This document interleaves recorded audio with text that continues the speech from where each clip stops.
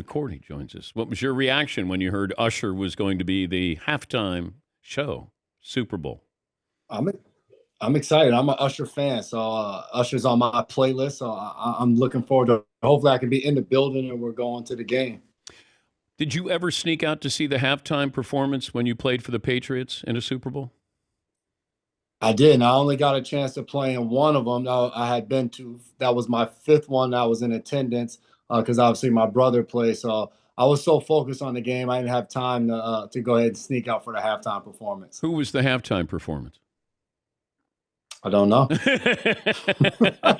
Paulie, do you have it? I think it was Maroon 5, Travis Scott. Oh. I think.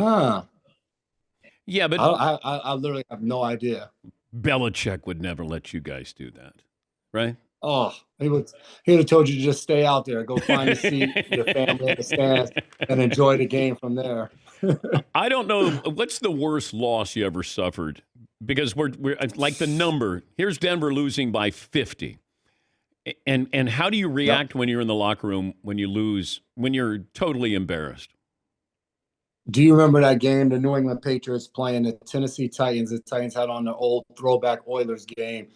It was in the snow in Foxborough. I think that one was 59-0. That was the worst loss I had. That was my rookie year. That clip continues to be played, but it's tough. Like it's complete silence usually when you go in the locker room.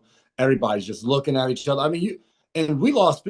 I feel like 50s is that kind of exception of a game when someone puts out that 70. I said today on our show, it was like a high school basketball score, 70-20. One team is way better than the other one. That's embarrassing. That's tough in the locker room after. Yeah, but your margin of defeat is worse than what the Broncos suffered there.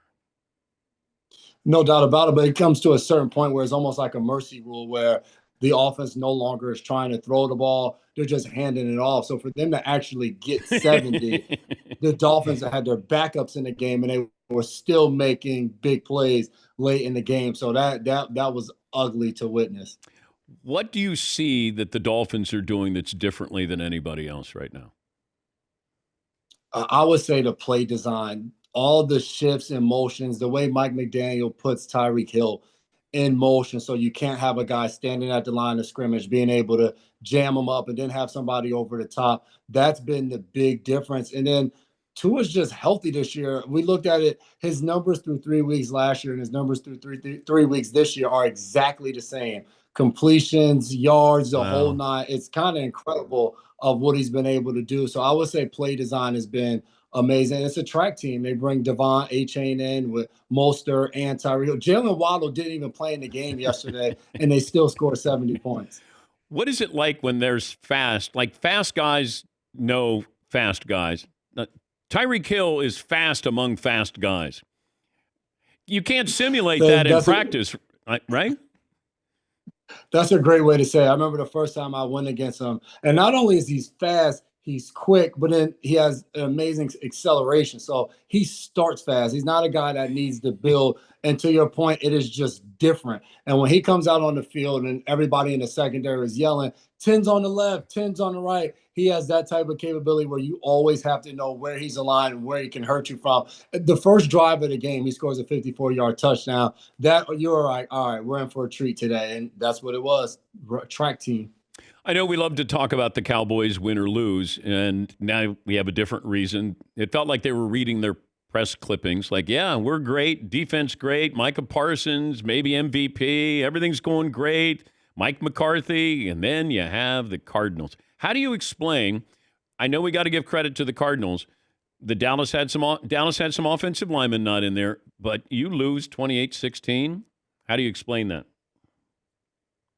For them, you just were hoping you could just continue to play New York, New Jersey teams for the entire season because through the first 2 weeks, Giants and Jets, it was 70-10, and it didn't look like they were going to be beat. And they just didn't look ready to play in a sense. They got in the red zone a bunch of times, couldn't convert. And defensively, I know they lost Javon Diggs this week, but at the same time, it wasn't the pass game that absolutely killed them. It was Arizona being able to run the ball. So sometimes maybe you need that humbling loss early in the season, but then you got to ask yourself at this point with the Cowboys, Are they really good, or did they go against a Giants and Jets team who are kind of down in the dumps, one without Aaron Rodgers, and the Giants have just struggled a little bit early on this season? So then you really just start to wonder where this team is.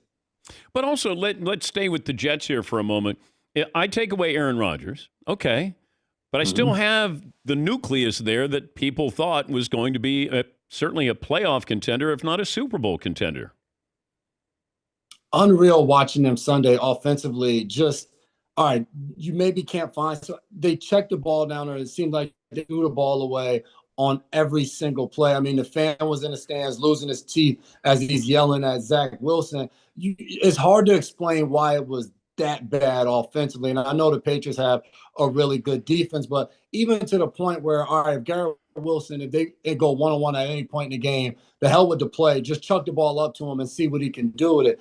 They said Breece Hall, Dalvin Cook, so it's hard to understand why it was still that bad, because the Jets defense, I mean, they only gave up 15 points. You got to be able to do something, and I think that's the scary thing with Zach Wilson, second overall pick, and you were hoping, all right, he's been around greatness, one of the best quarterbacks ever played his game for the last 5-6 months. Something had to rub off, and we're still searching to see what could have possibly rubbed off on him. Let's take away the Cardinals and the Cowboys result.